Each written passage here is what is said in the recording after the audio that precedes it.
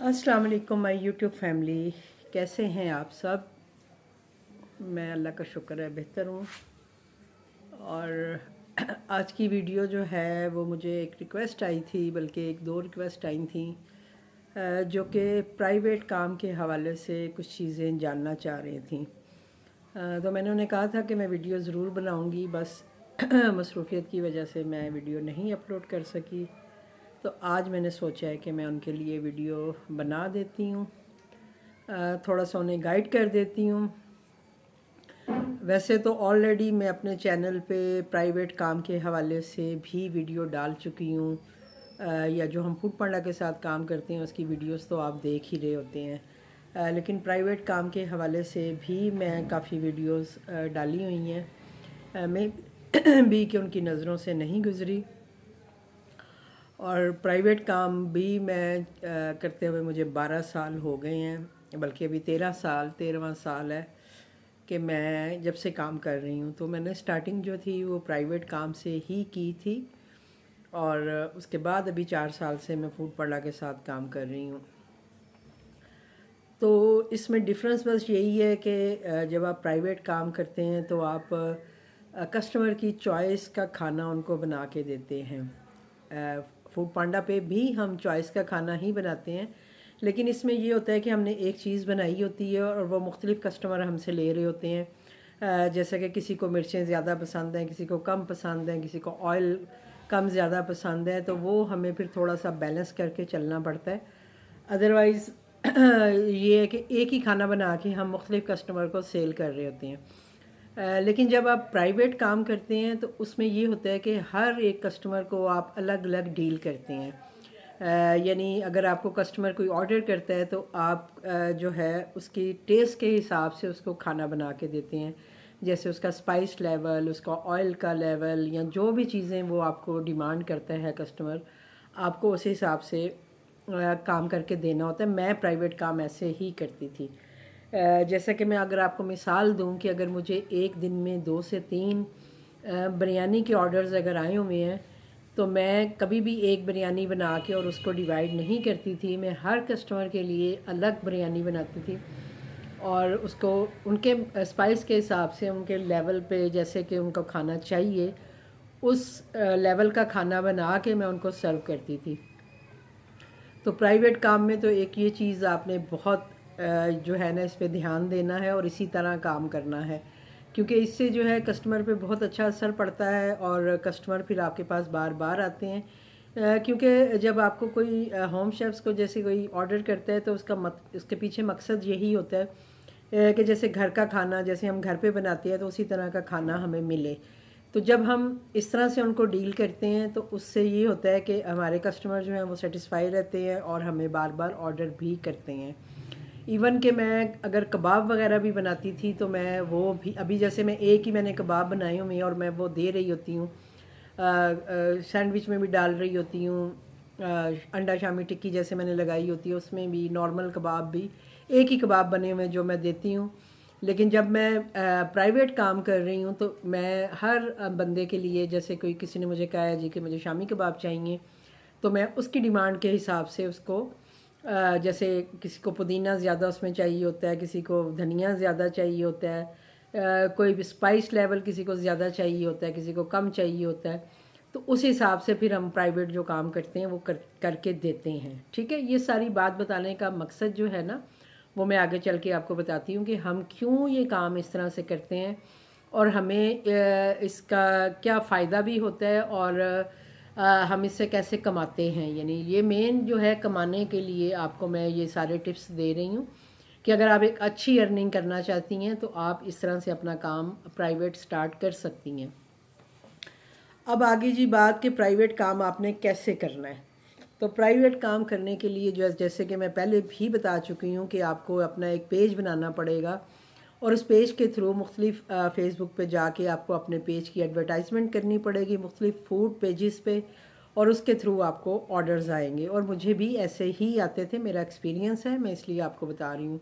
मुझे कभी भी किसी गली मोहल्ले वालों ने कभी ऑर्डर नहीं किया था। हमेशा मैं जब भी पोस्ट लगाती थी मुझे वहाँ से कस्टमर मिलता था, और अल्हम्दुलिल्लाह मेरा पूरा रावलपिंडी इस्लामाबाद में बहुत दूर दूर तक मेरे खाने जाते थे, और मतलब पूरे पिंडी इस्लामाबाद में खाने जो थी वो मैं डिलीवर करती थी प्राइवेट। तो आपको सबसे पहले तो एडवर्टाइजमेंट करनी पड़ेगी अपने खानों की। उसमें आप अपने खाने की पिक्चर लगाएंगी, आप अपनी थोड़ी सी डिटेल लिखेंगी, अपना कॉन्टैक्ट नंबर देंगी, और नीचे आप अपने खानों की पिक्चर डाल के एक अपनी पोस्ट बना के फ़ेसबुक पे डालेंगी। जो लोग फ़ेसबुक यूज़ करते हैं उन्हें पता है कि भाई पोस्ट वगैरह कैसे लगाते हैं, क्या करते हैं, तो वो मुख्तलिफ फूड पेजेस पे जाके आप अपनी पोस्ट लगाएंगी, वहाँ से आपको कस्टमर मिलेंगे। ठीक है जी। अब आ गई बात जी कि कस्टमर के साथ कैसे डील करना है। यानी जो जिनका सवाल था वो ये था जी कि हम खाने के पैसे मतलब कैसे लें, या क्या हिसाब किताब होता है, मुझे प्राइसिंग के बारे में बताएं। तो उनके लिए स्पेशली है ये, और आप सबके लिए भी है जो कि काम करना चाहते हैं या जो ऑलरेडी काम कर रहे हैं, तो वो भी इससे थोड़ा सा फ़ायदा उठा सकते हैं। मे बी कि उन्हें मेरी बात समझ आए, या वो इसको समझ के अगर काम करें। मे बी कि उनके लिए ऑलरेडी लोग जो हैं काम कर रहे हैं, बड़े समझदार हैं और सारा कुछ अपना देख रहे होते हैं, लेकिन उसके बावजूद कुछ चीज़ें होती हैं जो हम एक दूसरे से सीखते हैं। तो इसलिए मैं भी ये वीडियो बना रही हूँ कि चलें शायद इससे कोई सीख ले। तो देखें, जब आप प्राइवेट काम करेंगी तो सबसे पहले तो आपने अपना एक टैग लाइन रखनी है, यानी कि भाई आपने क्या सर्व करना है और कैसे सर्व करना है। ठीक है जी। तो मेरी जो टैग लाइन थी वो ये थी कि जी भी आप नाम लें और मैं आपको डिश बना के दूँ। मैं हर चीज़ बना के देती थी। मुझसे कस्टमर कोई भी डिमांड करता था, जी मुझे फ़लाँ चीज़ चाहिए, ये चीज़ चाहिए, वो चीज़ चाहिए, जो मैंने कभी बनाई भी नहीं होती थी, लेकिन मैं उनसे थोड़ी देर का टाइम लेके उस चीज़ को सर्च करके कि वो चीज़ क्या है जो वो मुझसे मांग रहा है, उसकी रेसिपीज़ देखती थी, और उसके बाद मैं उनको डन करती थी कि जी ठीक है मैं आपको बना दूंगी, और फिर मैं वो चीज़ उनको बना के देती थी। मैं हर तरह का खाना मैंने बना के दिया अपने कस्टमर को, जैसे कि इंडियन, चाइनीज़, इस तरह के भी मेरे पास कस्टमर आते थे। तो मैं उनको उसी तरह के खाने जो वो इंडिया में खाए जाते हैं, या जो उन इलाकों के जो खाने स्पेशल होते हैं, जो मैंने कभी बनाए नहीं थे, कभी खाए नहीं थे, लेकिन मैं बना के देती थी, और लोग जो हैं वो पसंद करते थे। और अल्हम्दुलिल्लाह हमेशा अच्छा रिव्यू मुझे मिला उन खानों का भी। अपने देसी खानों के साथ साथ मैं हर तरह का खाना बना के देती थी। एक तो आपने पहले ये डिसाइड करना है कि आपने लोगों को देना क्या है, उस हिसाब से आप अपनी एडवर्टाइजमेंट करेंगे। मेरा एडवर्टाइजमेंट यही थी। ठीक है जी। मैं थोड़ी सी मिसाल इसलिए दे रही हूँ कि मैं अपना एक्सपीरियंस आपके साथ शेयर कर रही हूँ। उसके बाद ये है कि आपने एक ये डिसाइड करना है कि आपने देना कितना है। अब मेरा जो था ये था कि मैं 3 सर्विंग से कम खाना बना के नहीं देती थी। ठीक है जी। 3 सर्विंग से लेके मैं 30 सर्विंग तक, 35 सर्विंग आ जाए, 40 आ जाए, वो फिर उससे अबव जो है, मतलब तकरीबन मैंने 3 to 30 सर्विंग अपनी एक लाइन उसमें उस पैराग्राफ में लिखा होता था कि मैं 3 सर्विंग से लेके 30 सर्विंग तक आपको खाना प्रोवाइड कर सकती हूँ, आप जब भी मुझे ऑर्डर करेंगे। ठीक है जी। एक आपने इस पे फोकस रहना है, क्योंकि जब कोई बंदा आपसे ये कि जी मुझे 1 प्लेट दे दें या इस तरह से बना के दे दें, तो उसमें आपको बचता कुछ नहीं है। बचता इस सेंस में नहीं है कि आपका खाना ज़्यादा लगता है, क्योंकि कभी भी आप 1 प्लेट नहीं बना सकते हैं। जब भी आप बनाएंगे खाना हमेशा ज़्यादा ही बनता है, तो उसमें थोड़ा सा आपको प्रॉफिट मार्जिन उतना नहीं होता है। तो ये है कि जब कोई मेरे कस्टमर जो मेरे रेगुलर कस्टमर बन गए या समझें, और वो मुझसे डेली बेसिस पे ले रहे हैं या ऑन एंड ऑफ मुझे ऑर्डर कर रहे होते हैं, तो उनको फिर मैं ये करती थी कि उनको ये थोड़ी सी सहूलत दे देती थी कि मैं हाफ़ KG उनको बना देती थी, इससे कम नहीं। ठीक है जी। हाफ़ KG मैंने उनको बना के देना है, और उसके ज़्यादा वो जितना भी मांगते थे मैं उनको बना के देती थी। तो एक तो आपने सर्विंग का ये हिसाब रखना है कि आपने किसी के साथ भी डील करना है तो आपने इस तरह की डीलिंग करनी है। ये नहीं है कि कोई आपको उठ के कह रहा है जी मुझे 1 प्लेट बिरयानी बना दें या मुझे 1 प्लेट कौरमा बना दें, तो वो फिर ठीक नहीं रहेगा मेरे हिसाब से। जब आप प्राइवेट काम कर रही हैं, यानी इस पे तो हमने बनाया हुआ है ना, तो 1-1 प्लेट हम सबको दे रहे होते हैं, लेकिन प्राइवेट में आप इस तरह से काम नहीं चलेगा। हाँ, मुझसे जब कोई कहता था जी कि मुझे, जैसे मेरी बिरयानी लोग बहुत पसंद करते थे, और मुझे कहते थे जी हमें जैसे 1 प्लेट बिरयानी चाहिए, आप मिल सकती है ये वो, तो मैं उन्हें सॉरी कर देती थी, और मैं ये कहती थी कि ठीक है, जिस दिन मैं बिरयानी बनाऊंगी मैं आपको मैसेज कर दूंगी, उस दिन मैं आपके लिए 1 प्लेट जो है वो बिरयानी एक्स्ट्रा बना के आपको दे सकती हूँ। तो मेरे कई कस्टमर ऐसे थे कि जो वेट करते थे और मुझे कहते थे कि ठीक है मैम, आप जब बनाएंगी आप हमें बताइएगा। तो मुझे कभी जैसे बिरयानी का ऑर्डर आया है या मैं घर के लिए बिरयानी बना रही हूँ, तो फिर मैं ये करती थी कि मैं एक्स्ट्रा बनाती थी और उन्हें व्हाट्सएप पे मैसेज कर देती थी कि भाई आज मैं बिरयानी बना रही हूँ, अगर आपको चाहिए तो आप ले सकती हैं। तो वो फिर मुझे ऑर्डर कर देते थे 1 प्लेट के लिए, ठीक है जी। तो वो उनको मैं इस तरह से एंटरटेन कर देती थी कि चलें, मैं स्पेशल तो नहीं बना के देती थी, लेकिन ये है कि मैं इस तरह से बना के देती थी। तो आपने भी इस चीज़ का ख्याल रखना है कि आपको सर्विंग कैसे देनी है, ठीक है जी। अब आगे जी, हम सर्विंग भी हमारी हो गई, हमने एडवर्टाइज़ कैसे करना है ये भी बात हो गई। अब जो थर्ड बात है वो ये है जी कि आपने कस्टमर के साथ कैसे डील करना है, अपनी प्राइसिंग कैसे लगानी है और ये सारी चीज़ें कैसे करनी है। अब आपके पास कोई कस्टमर आता है, वो आके आपको कहता है जी कि मुझे 20 बंदों के लिए खाना चाहिए, ठीक है, या 30 बंदों के लिए खाना चाहिए या 15 बंदों के लिए खाना चाहिए। वो आपसे ये डिमांड करता है कि मुझे ये खाना चाहिए और मुझे ये डिशेस चाहिए।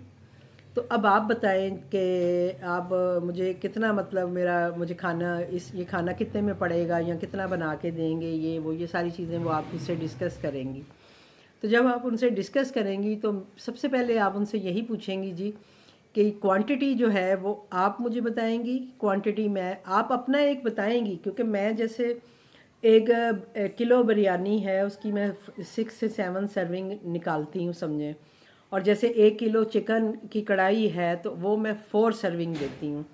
तो मैं उन्हें ये अपना अपना जो सजेस्ट करती हूँ वो ये है जी कि मैं 1 किलो चिकन की कढ़ाई अगर आपको दे रही हूँ, अगर आप 1 किलो चिकन मुझसे ले रही हैं या 2 किलो चिकन की कढ़ाई ले रही हैं, तो मेरे हिसाब से वो 8 लोगों के लिए चिकन कढ़ाई है। अब आप बताएं मुझे कि आपको, आपके खाने वाले किस तरह के, क्योंकि आपके गेस्ट हैं, आपको पता होना चाहिए और पता होता है कि जिनको हम इनवाइट कर रही हैं वो किस किस्म के खाने वाले हैं। कुछ लोग ज़्यादा खाने वाले होते हैं, कुछ लोग कम खाते हैं। तो वो कस्टमर को ही पता होता है जो हमें ऑर्डर कर रहा होता है। तो मैं ये सारी चीज़ें उन पे छोड़ देती थी, ठीक है। मैं उन्हें कहती थी जी आप मुझे बताएं, मेरा ये हिसाब है, आप मुझे बताएं कि आपको कितना चाहिए। वो फिर अपना वही बात है, उस हिसाब से वो मुझे बता देते थे कि ठीक है मैम, आप हमें ये 3 kg बना दें या इसको 1.5 किलो कर दें या इसको 2 किलो कर दें। टोटल उन पे मैं डालती थी। मैं सर्विंग कभी भी अपने ऊपर नहीं लेती थी कि अगर कम ज़्यादा हो जाए तो ये ना हो कि वो कल को मुझे कहें जी आपने इतना ढेर दे दिया या कम दे दिया। तो सर्विंग मैं उन पे छोड़ती थी। प्राइसिंग में अपनी उनको बता देती थी कि भाई आप, ये मेरी चीज़ों की प्राइस है 1 kg के हिसाब से, हमेशा 1 kg की मैं प्राइस बताती थी। और उस हिसाब से फिर वो डिसाइड करते थे कि उनको मेरी कढ़ाई कितनी चाहिए, उनको मेरी बिरयानी कितनी चाहिए, उनको फ़िश कितनी चाहिए। वो सारी चीज़ें जो है फिर वो कस्टमर डिसाइड करता था कि वो कितनी आइटम्स बना रहा है और कितना उसको खाना किस क्वांटिटी में चाहिए। अब आ जाते हैं जी प्राइसिंग पे।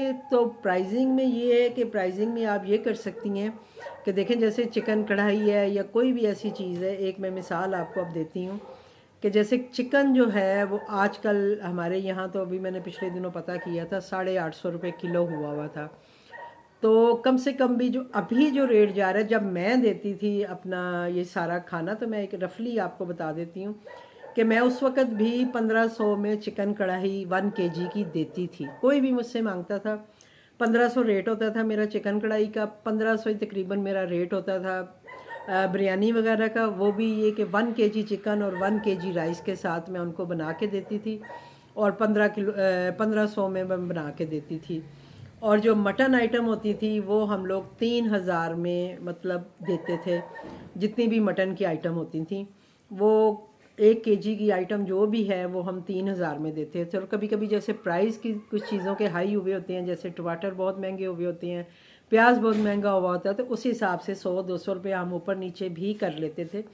लेकिन एक रफली मैं आपको आइडिया देने के लिए बता रही हूँ कि इस तरह से हम प्राइस रखते थे। यानी एक टोटल मैंने बनाया होता था, अब उसमें कस्टमर है वो मुझे 1 किलो ऑर्डर कर रहा है, 2 किलो ऑर्डर कर रहा है, उस हिसाब से मेरा बिल बनता था। तो अभी जो सूरत हाल है, जैसे इतनी ज़्यादा चीज़ों की महंगाई है ये वो, क्योंकि अभी मैं प्राइवेट ऑर्डर देती नहीं हूँ, लेकिन फिर भी थोड़ा बहुत आइडिया तो होता ही है, मैं और लोगों को भी देख रही होती हूँ। तो अभी तो जो चिकन वाली चीज़ें हैं ना वो 2 से 2,500 रुपये पर kg देते हैं प्राइवेट ऑर्डर वाले। एक अच्छी क्वांटिटी और क्वालिटी वाली चीज़ें जब आप देते हैं एक अच्छी पैकिंग के साथ, क्योंकि जब आप प्राइवेट काम करते हैं तो उसमें भी आपको पैकिंग भी लेनी है और चीज़ें भी, और फिर आपने अलग से उनके टेस्ट के हिसाब से खाना बना के देना है। तो प्राइस लेना आपका हक बनता है। आपने ये नहीं करना है कि एक बना हुई चीज़ है उसमें से सर्विंग उठा के आपने दे दी है। आपने अलग से पूरी उनकी शॉपिंग करनी है, बाज़ार से सारा सामान परचेज़ करना है, क्योंकि आप परचेज़ करके लाते हैं, फिर आप उसको बनाते हैं, फिर पैक करते हैं और फिर राइडर के थ्रू उन तक पहुंचाते हैं सामान। तो ये सारी आपकी मेहनत लगी होती है। तो इसलिए अभी का जो हिसाब है ना, मेरे हिसाब से अगर मतलब 700-800 रुपये चिकन है और उसके साथ उसको आप डबल करें पहले तो उसके बाद ये है कि बाकी चीज़ें जैसे टमाटर, प्याज और चीज़ें, गैस, ये सारा कुछ आपने काउंट करना होता है। तो कम से कम भी 2,500 से 3,000 में 1 kg आप कुछ कोई जैसे जो दूसरे लोग काम कर रहे होते हैं, आप उनके पेजेस में जाके देखें उनके क्या प्राइस लगे होते हैं। वो इसी तरह आजकल मैं अक्सर देख रही होती हूँ कि वो इसी तरह प्राइस होते हैं। इसी तरह आप बिरयानी या कोई भी चीज़ आप जो बनाएंगी उनके प्राइस आप इसी तरह रखेंगी पर केजी के हिसाब से। और वो आप कस्टमर को बताएंगी जी मैं बिरयानी यानी फ़र्ज़ करें अब मैं 3,000 पर केजी देती हूँ, उसमें आप ये भी मेंशन करेंगी कि उसमें 1 kg चिकन होगा, 1 kg उसमें राइस होंगे और बाकी मसाले के साथ जब वो बिरयानी रेडी होती है तो वो कम से कम भी 2.5-3 किलो बिरयानी बन जाती है जब आप 1 kg चिकन के साथ वो बिरयानी बनाते हैं। तो इट्स मीन कि आप उनको 1 kg नहीं दे रहे हैं, आप उनको 2.5 kg बिरयानी दे रहे हैं या 2 kg लगा लें। 2.5 kg तो कम से कम हो ही जाती है जब आप सारा मसाला वगैरह भी उसमें डालते हैं, ज़ाहिर है उसका मसाला बनता है बिरयानी का। तो वो आप 3,000 में दे सकते हैं। और अगर आप पुलाव बना रहे हैं तो उसमें मसाले ज़रा कम होते हैं तो वो आप 2,500 में पर केजी दे सकते हैं, क्योंकि बाकी चीज़ें तो उसमें भी वही डल ही रही होती हैं, लेकिन उसमें ये है कि टमाटर, प्याज और इस तरह की चीज़ें ज़रा कम डलती हैं तो उसका रेट आप थोड़ा कम रख सकते हैं। तो इस तरह से अब मैं बाकी सारी चीज़ें तो नहीं आपको बता सकती हूँ, यानी सारी चीज़ों के रेट तो नहीं बता सकती, लेकिन ये है कि आपको इस तरह से अपने रेट बनाने पड़ेंगे और एक अपना स्टैंडर्ड रखना पड़ेगा। जब भी आप काम करेंगी, जब आप एक स्टैंडर्ड के साथ काम करेंगी तो फिर वो लोग जो हैं वो इतराज़ भी नहीं करते हैं, आपको कोई बात भी नहीं करता, कोई बैड कमेंट भी नहीं मिलता। मेरा पेज अभी हैक हो गया हुआ है, वरना मैं आप लोगों के साथ ज़रूर शेयर करती कि आप उसको देखते। मेरा जो कश्मीरी किचन का पेज था उस पर मेरा सारा खाने का काम था, यानी जो खाना मैं जहाँ डिलीवर करती थी वो सारी डिटेल्स, उनके रिव्यूज़, हर चीज़ उसमें होती थी। तो मेरे साथ ये हुआ है कि मुझे लोगों ने कभी भी पैसों के लिए बैड रिव्यू नहीं दिया जी कि आप चार्ज ज़्यादा करती हैं। सम टाइम ये ज़रूर होता था कि जब मैं उनसे बातचीत कर रही होती थी तो वो मुझे ये ज़रूर कहते थे कि मैम आपके रेट हाई हैं, इस तरह से है। तो फिर मैं उन्हें सेटिस्फाई करती थी कि मेरे रेट हाई क्यों हैं, क्योंकि मैं उन्हें ये नहीं करती थी कि जैसे बाज़ार में आधा किलो चिकन होता है, आधा किलो मसाला होता है और वो 1 किलो कढ़ाई हम लेते हैं। अक्सर आप होटलों में जाके देखें इसी तरह की सर्विंग होती हैं कि आधा किलो चिकन, आधा किलो मसाला, और जैसे हम 1 किलो अगर चिकन कढ़ाई ऑर्डर कर रहे हैं तो उसमें आधा किलो चिकन निकलेगा और बाकी मसाला होगा, और वो उस तरह से उन्होंने रेट बनाए होते हैं। लेकिन हमारा जो है, जो जैसे जो हम प्राइवेट काम करते हैं या आप करना चाहते हैं, तो मैंने यही रखा हुआ था कि भाई मैं ये क्वांटिटी आपको दूंगी, अगर क्वांटिटी के बाद आपको लगेगा कि प्राइस ज़्यादा हैं तो मैं आपके पैसे वापस कर दूंगी, या मैं आप दोबारा मुझसे ऑर्डर नहीं करिएगा। मैं अक्सर अपने क्लाइंट को यही कहती थी। और आप यकीन करें ये झूठ नहीं है कि मैं कभी भी ऐसा, किसी कस्टमर ने जब मेरे साथ डीलिंग में इस तरह की बात हुई है और जब मैं उसको खाना डिलीवर करती थी और उसके बाद जब मैं उनसे रिव्यू लेती थी कि जी बताएं आप कि मेरे प्राइस हाई हैं या मैंने आपसे ज़्यादा पैसे लिए हैं, तो वो कहते थे जी कि नहीं, आपने बिल्कुल ठीक चार्ज किया है, आपकी क्वांटिटी बहुत अच्छी है। तो जब आप एक अच्छी क्वांटिटी के साथ देते हैं तो फिर लोग प्राइस पे आपको कभी भी एतराज़ नहीं करते हैं। तो इस तरह से जो है ना, आपने अपने प्राइसिंग रखने हैं। इसमें ये होता है कि आपका प्रॉफिट मार्जिन थोड़ा ज़्यादा होता है फूड पांडा से, यानी वैसे नहीं, लेकिन फूड पांडा से आपका प्रॉफिट मार्जिन ज़्यादा हो जाता है क्योंकि आपको 30% नहीं देना पड़ता किसी को भी, सारे पैसे आपके अपने पास ही आते हैं। तो वो आपने ख़ुद से आप डिसाइड करना है, आपने बैठना है, बैठ के एक ही चीज़ से आपको अंदाज़ा हो जाएगा। अब आप चिकन का रेट लिखें, सारी चीज़ों के रेट लिखें, वो लिखने के बाद अब आपने उसमें अपनी गैस, अपना पैकिंग मटेरियल, ये सारा ऐड करने के बाद उसके बाद आपने उसमें अपनी मेहनत भी ऐड करनी है कि भाई 500 रुपया मैं अपनी मेहनत का ले रही हूँ, जो मैं परचेज़ किया है, जो मैंने धोया है, जो मैंने बनाया है, जो मैंने पैक करके भेजा है, तो वो आपकी मेहनत है, आपने उसका भी लेना है और ये आपका हक बनता है। इसमें आपको कोई कुछ नहीं कह सकता कि भई आपने ज़्यादा ले लिए, फ़लान कर लिया। अब अच्छी चीज़ देंगी, क्वांटिटी अच्छी देंगी, क्वालिटी अच्छी देंगी, तो लोग कभी भी इतराज़ नहीं करते हैं। तो आपने अपनी चीज़ों के रेट जो है ना, वो इस तरह से आपने बनाने हैं। उम्मीद है कि आपको जो है वो समझ आ गई होगी कि आपने रेट्स वगैरह कैसे बनाने हैं, क्योंकि उन्होंने ज़्यादातर रेट के हवाले से ही बात की हुई थी। फिर एक और हैं, आयत नाम से हैं, आयत कलेक्शन के नाम से शायद, उन्होंने भी सैंडविचेस का पूछा हुआ था जी कि अगर मैं प्राइवेट देना चाहती हूँ तो मैं कैसे दूँ। तो वो भी ऐसे ही दे सकती हैं। जैसे फ़र्ज़ करें अगर मैं यहाँ पे अगर मैं 500 रुपये का फूड पांडा पे सैंडविच, चिकन सैंडविच दे रही हूँ 4 पीसीस के साथ, तो आप उसको 400 में दे सकती हैं, कम से कम भी, क्योंकि ज़ाहिर है एक घर का बना हुआ साफ़ सुथरा किसी की डिमांड पे आप बना के दे रही हैं, तो वो आपका हक बनता है कि आप उस पर पैसे भी चार्ज करें। तो अगर वो कोई 500 में आपसे ले रहा है, अगर, क्योंकि आप एरिया भी मैटर करता है कि आपका एरिया कैसा है, तो अगर वो कोई 500 में भी ले रहा है तो आप उसको 500 में भी सेल कर सकती हैं। अगर कोई आपके प्राइस पे इतराज़ नहीं करता, आप 500 बता के अगर कोई कह रहा है जी थोड़ा कम कर दें ये वो, तो आप 450 पे आ जाएं, या जैसे जैसे नॉर्मली होता है। तो इस तरह से भी कर सकती हैं। मैंने कभी भी, मैं आपको एक सच्ची बात बताऊं तो मैंने प्राइस पे कभी भी वो कहते हैं ना मोल तोल नहीं करती हूँ। मैंने अपने एक प्राइस रखे होते हैं, किसी को चाहिए मैं उनको वेल एंड गुड मैं देती हूँ। अगर कोई किसी को बहुत ज़्यादा इतराज़ है जी कि मेरे प्राइस हाई हैं या कुछ है, तो मैं उन्हें कहती हूँ सॉरी जी, फिर आप किसी और से ऑर्डर कर लें जहाँ से आपको अच्छे प्राइस मिल जाएं या जो भी है।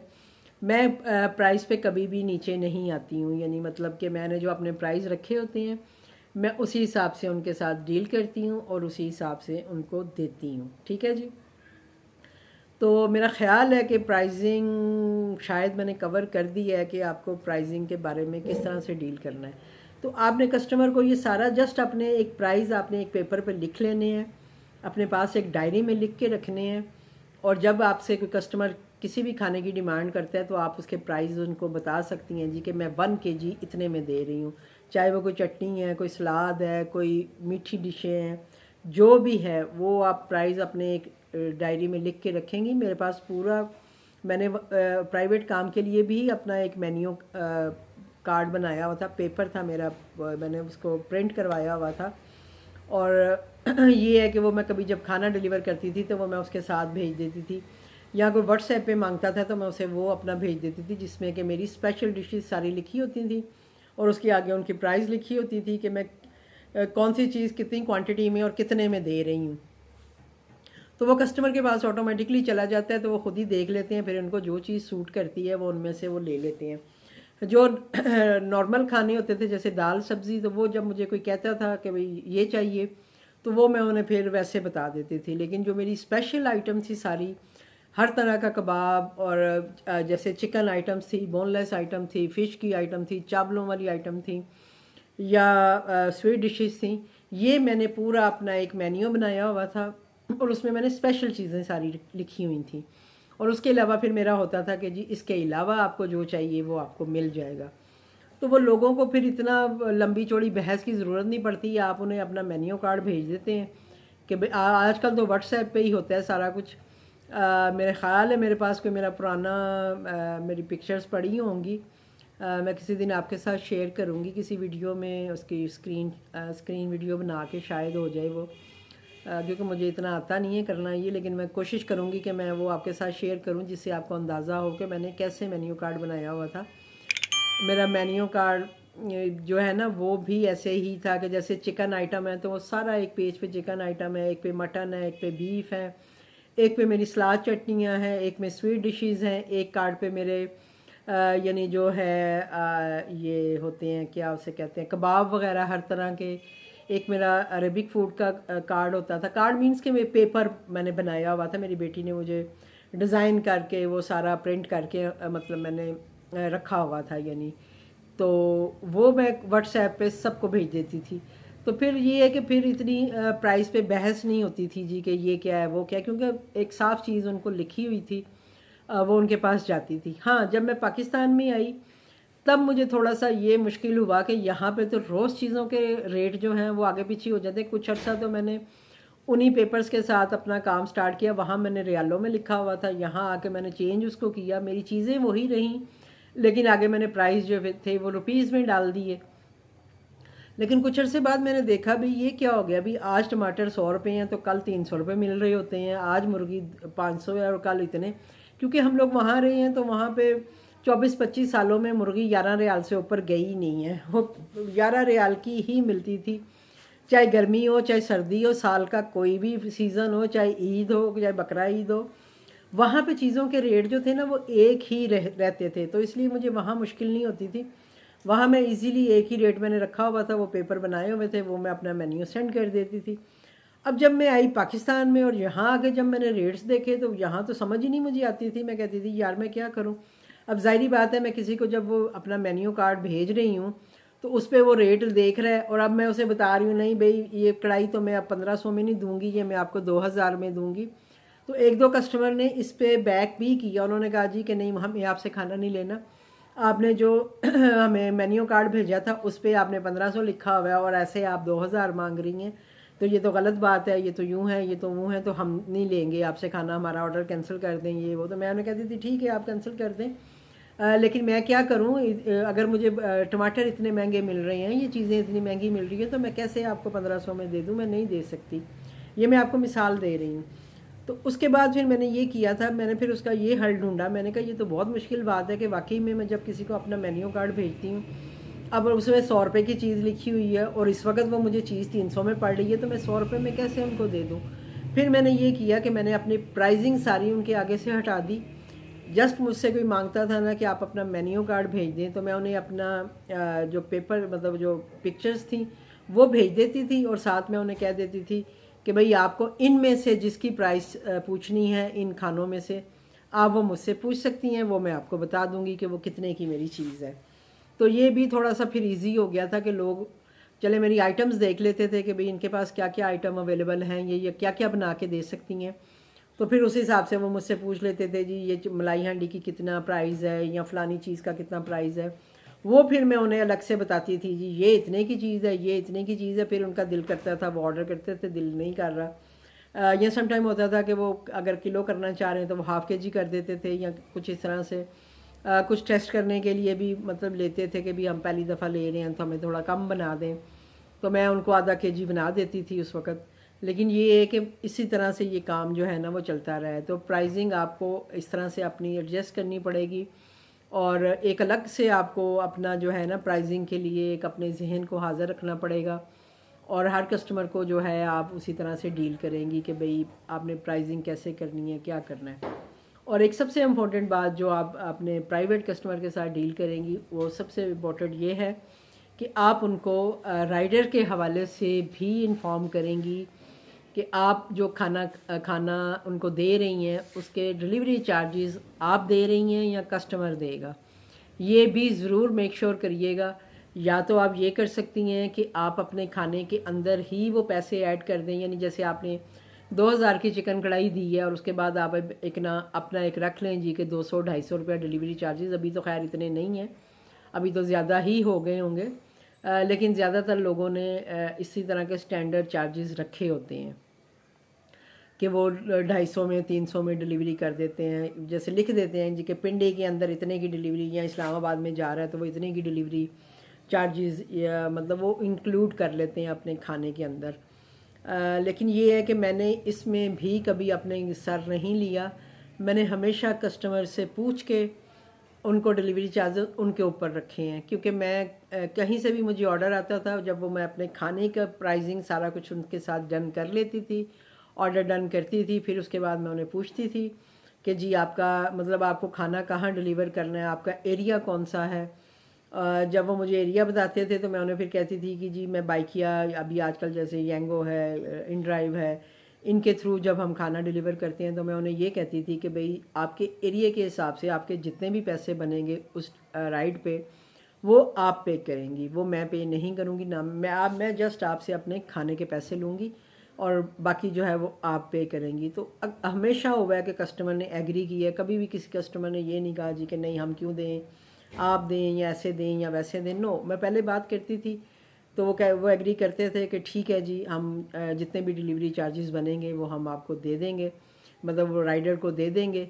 तो मैं ऑर्डर डन कर लेती थी और अपने टाइम से जब जो टाइम उन्होंने मुझे दिया होता था उस टाइम पे मैं खाना बना के राइड बुक करके खाना डिलीवर कर देती थी। और खाने के लिए फिर एक और जो ज़रूरी बात है वो ये है कि जैसे आपने ऑर्डर्स कैसे लेने हैं, तो ऑर्डर्स आपने ऐसे लेने हैं कि आपने एक ये भी साथ में लिखना है कि अगर आपको छोटे मोटे ऑर्डर करने हैं तो आप हमें एक दिन पहले इन्फॉर्म करेंगे, नेक्स्ट डे आपके टाइम के हिसाब से हम आपको खाना डिलीवर करेंगे। और अगर आप बड़ा ऑर्डर करना चाहते हैं किसी पार्टी के लिए, किसी बर्थडे के लिए या किसी और चीज़ों के लिए, जैसे 20-30 बंदों का खाना, 15 बंदों का, 30 बंदों का खाना है और 5-6 आइटम्स हैं आपके खाने में, तो वो आप फिर हमें 4 से 5 दिन पहले बताएंगे ताकि हम आपको अच्छे से कैटर कर सकें।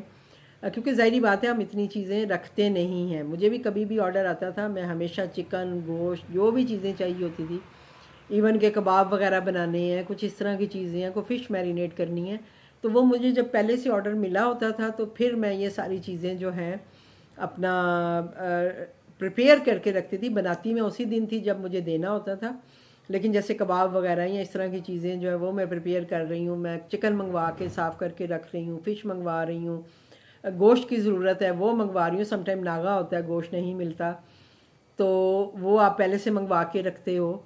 और जैसे चावल, बाकी सारी चीज़ें भी, जैसे जो आपको उस ऑर्डर के लिए जो जो डिमांडिंग चीज़ें हैं, जो स्वीट डिश के लिए आपको चाहिए, तो ज़ाहिरी बात है वो आप पहले से आप परचेज़ करेंगे। आप हर वक्त हर चीज़ घर पे नहीं होती है, तो वो उस हिसाब से आप सारी परचेजिंग करने के बाद उनको खाना बना के देंगे। तो जितने भी बड़े ऑर्डर हैं वो मैं 4 से 5 दिन पहले लेती थी, और जो नॉर्मल ऑर्डर होते थे, जैसे किसी ने कहा जी 1 किलो बिरयानी बना दें या 1 किलो कढ़ाई चाहिए या 1-2 चीज़ें हैं जैसे जो उनको सिंगल यानी किलो में चाहिए, तो वो मैं ये होता था वो भी मैं एक दिन पहले लेती थी। दिन में मैं उन्हें कहती थी कि आप मुझे दिन में बता दें ताकि मैं अपना सामान कलेक्ट कर सकूं, और नेक्स्ट डे मैं आपके टाइम के हिसाब से आपको खाना बना के भेज दूंगी।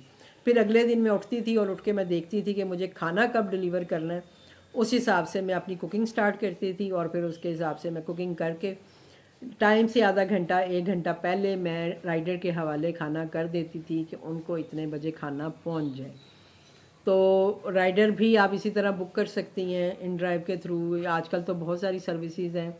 फिर ये होता है कि उन्हीं राइडर्स में से आपको कुछ अच्छे राइडर्स मिल जाते हैं, जैसे कि मुझे मिले थे कि भाई अपना क्या उसे कहते हैं कि भाई आप मैम अगर खाना भेजना होता है तो आप हमें बता दिया करें। तो मैं उनका नंबर ले लिया हुआ था। फिर ये होता था कि मैं कस्टमर से एरिया वगैरह सब पूछ लेती थी और अपने राइडर्स को बता देती थी कि भाई ये कल आपने या परसों आपने या फ़लाँ तारीख को आपने इस जगह पे इतने बजे आपने खाना डिलीवर करना है।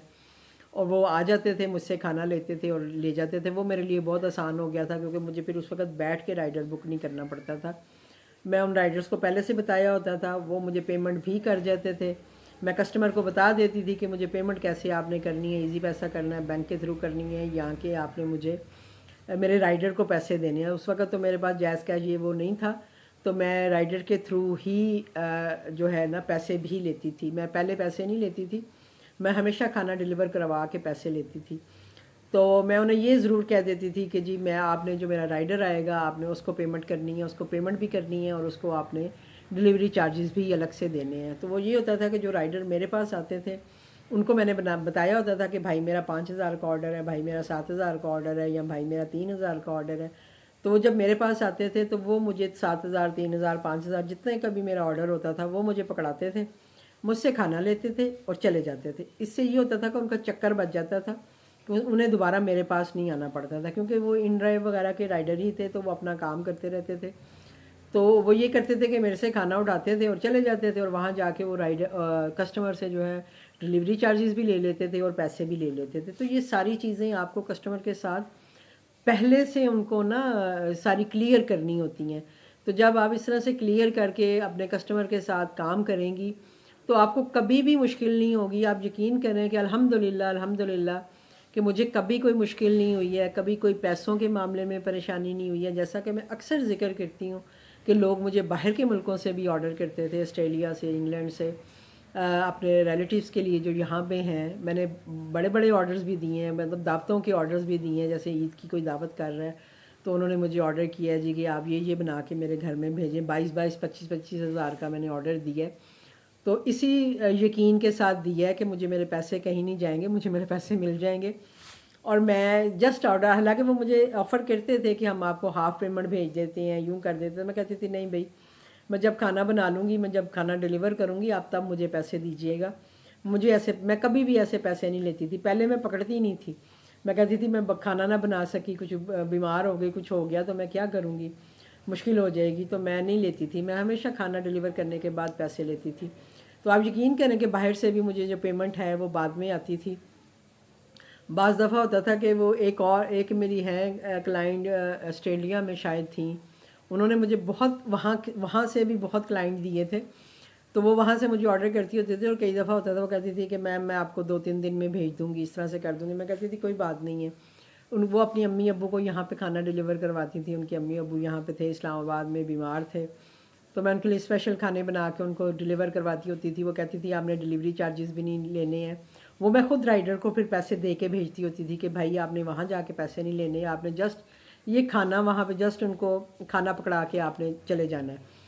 तो वो वहाँ से मुझे सारी पेमेंट भेजती थी। फिर उसके बाद उन्होंने वहाँ से कितने सारे मेरे कस्टमर बने, जिनको उन्होंने रेफ़र किया जी कि अगर आपको भी पाकिस्तान में खाना इस तरह से कहीं पहुँचाना है कि अपने माँ बाप को, कोई बहन भाइयों को, तो आप इनके थ्रू भिजवा सकती हैं। तो वो भी फिर मुझे ऑर्डर करते थे, उनका हवाला देते थे जी कि ये इस तरह से हमें उन्होंने आपका नंबर दिया है। लोग मुझे गूगल पे सर्च करते थे मेरा कश्मीरी किचन और वहाँ से मुझे ऑर्डर करते थे।